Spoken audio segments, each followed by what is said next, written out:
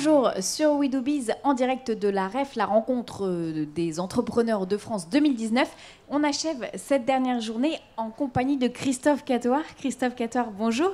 Bonjour. Merci d'être avec nous, merci de conclure cette édition avec nous. Alors Christophe Catoire, vous êtes le président France et Europe du Nord du groupe Adecco. Est-ce que vous pouvez nous rappeler en quelques mots, peut-être pour ceux qui ne le savent pas, l'activité de votre groupe ? Alors, le groupe Adecco, c'est un groupe qui a quasiment 60 années d'existence et dont le métier est d'intermédier sur le marché de l'emploi au titre de l'intérim, au titre du recrutement, au titre de l'alternance, au titre de l'insertion, donc dans des thématiques en tout cas qui rapprochent les candidats des entreprises. Alors Christophe Catoire, je crois savoir que si vous êtes là aujourd'hui, c'est pas seulement pour votre statut de chef d'entreprise, mais aussi pour intervenir sur un débat, celui du savoir, le savoir, une arme de destruction massive contre les inégalités. Alors je vous pose la question, en quoi l'éducation est-elle un premier rempart contre les inégalités, Christophe Catoire ? L'éducation, il y a des briques indispensables en fait à l'insertion des jeunes dans la société civile. La première d'entre elles, c'est ce qu'on appelle les savoirs fondamentaux. C'est-à-dire, aujourd'hui, il est extrêmement difficile de s'insérer quand on a des difficultés de lecture, de calcul, d'écriture. Et donc, on est d'abord sur une éducation de savoir au plus jeune âge. Ce qui a radicalement changé quand même ces dernières années et qui est un enjeu pour l'éducation initiale, au-delà des besoins des entreprises, c'est qu'on a un monde qui change un peu plus vite. Avant, on apprenait des savoirs, on pouvait répéter le même geste pendant quasiment une bonne partie de sa carrière professionnelle. Les compétences n'étaient pas périmées. Aujourd'hui, ce qu'on voit dans les entreprises, c'est que les métiers changent extrêmement rapidement, parce qu'il y a beaucoup de technologies. Et donc, on voit qu'au-delà du savoir initial, il faut aussi avoir des savoir-être, donc des comportements d'entreprise, mais aussi avoir des compétences qui vont au-delà, des compétences à travailler en collectif, ou à être très consciencieux et très concentré, ou être créatif. Donc voilà, ça, ce sont des savoirs qui, s'ils sont bien distribués aux jeunes, leur permettent de s'insérer beaucoup plus rapidement sur le marché de l'emploi. Certains aujourd'hui sont extrêmement bien diffusés, d'autres moins. Juste pour donner deux exemples, sur les savoirs fondamentaux, ok, on sait qu'en France, 15% des jeunes qui quittent l'école élémentaire, en fait, n'ont pas la capacité à lire, écrire ou à pouvoir interpréter un certain nombre de choses relativement simples. On sait qu'ils ont un handicap en commençant dans la vie. C'est quelque chose de rédhibitoire. Et le deuxième challenge, celui-ci est un énorme challenge pour l'éducation initiale et l'éducation nationale au demeurant, c'est de passer d'une éducation où on apprend des choses avec un professeur, un éducateur qui vous enseigne des choses toute la journée, à quelque chose qui vous met en situation et vous fait développer en fait des compétences qui sont des compétences plus humaines et pas uniquement des savoirs au titre des connaissances. Voilà, ça c'est un énorme challenge. Alors votre réponse nous donne à voir un peu l'importance le rôle des entrepreneurs là-dedans. Vous, à l'échelle d'Adecco, qu'est-ce que vous mettez en place quotidiennement peut-être pour œuvrer en faveur d'une égalité ? Je pense qu'il y a plusieurs variables. La première d'entre elles, elle est nouvelle. Je vais peut-être commencer par celle-là. C'est peut-être la plus grande révolution qu'on ait à faire. C'est l'orientation professionnelle. En fait, aujourd'hui, le sujet n'est pas tant de former pour former. C'est juste de comprendre quelles sont les motivations et les talents de chacun, qui ne sont pas nécessairement placés au même endroit, et de pouvoir, avec ces motivations et ces talents, pouvoir définir quels sont les métiers qui vont permettre à un jeune ou à un moins jeune, puisque c'est vrai dans la formation continue, de pouvoir s'éclater dans son job pour s'engager dans son métier. Donc ça, l'orientation professionnelle, Adecco a fait deux choses ces dernières années. La première, c'est d'avoir des données rationnelles sur le marché de l'emploi, pour que les familles, quand elles ont à décider des débouchés, le font en fonction des opportunités d'emploi. Et pas en se disant, je fais la filière générale quand j'ai 20 en maths et je fais une filière professionnelle, ce qui est quand même une catastrophe du marché français, quand je n'ai pas 20 en maths.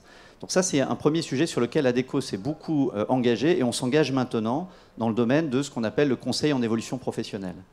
Le deuxième élément, malheureusement, c'est que l'éducation initiale ne peut pas tout imaginer pour les entreprises. Parce que les métiers changent vite. On parle beaucoup de l'industrie du futur, des métiers du futur. Et à ce titre-là, on accompagne des entreprises avec Altedia, avec le groupe Adecco, à créer des CFA d'entreprise. Donc la loi maintenant l'autorise. Et l'intérêt des CFA d'entreprise, c'est que l'entreprise, connaissant parfaitement ses métiers, son outil de production, y compris son nouvel investissement, va créer une qualification professionnelle, mais avec les nouvelles normes, celles qui correspondent à ses besoins, plutôt que parfois avoir des choses un peu hors sol, parce que pas connectées au marché tel qu'il a évolué. Voilà. Là, en tant qu'entreprise, Adecco a définitivement mis un pied dans la formation, ce qui n'était pas notre métier de départ, parce qu'on faisait de l'intermédiation. Mais on n'avait pas le choix, il y avait trop de métiers non pourvus. Ça veut dire que ce que vous disiez par rapport aux filières, vous donnez sa chance à tout le monde. C'est pas le cas de tous les groupes en France. Est-ce qu'on a une obsession de l'étiquette, de la case, du diplôme ici sur notre territoire? Alors oui, plus qu'ailleurs. Et c'est le monde latin en fait qui fonctionne beaucoup comme ça. On a fait une étude au titre du Labo, qui est notre laboratoire de recherche, qui s'appelle Recruter autrement. Et en fait, la caricature de la France, c'est de toujours avoir les mêmes mots dans les mêmes annonces. Alors elles sont passées du papier au digital, elles sont passées des job boards aux réseaux sociaux, mais en final, on recrute toujours pareil. Combien d'années d'après-bac vous avez fait? Quel diplôme vous avez eu? Dans quelle industrie vous avez déjà travaillé? Est-ce que vous avez déjà fait ce métier? Et vous dites, c'est quand même pas possible. Parce que déjà, les métiers changent, et puis surtout les opportunités d'emploi, hier étaient peut-être dans certaines filières professionnelles, et demain, les filières ont évolué, c'est dans d'autres filières qu'on va recruter.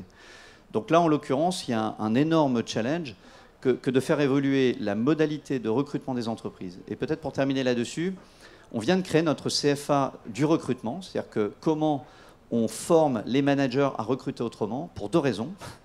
La première, c'est que 15% des managers en France ont un jour une formation recrutement. C'est eux qui décident en dernier lieu de 100% des recrutements. Ils n'ont jamais été formés. Quand vous n'avez jamais été formé, vous tournez vers les clones, vous vous dites la personne qui l'a déjà faite, elle va encore le faire.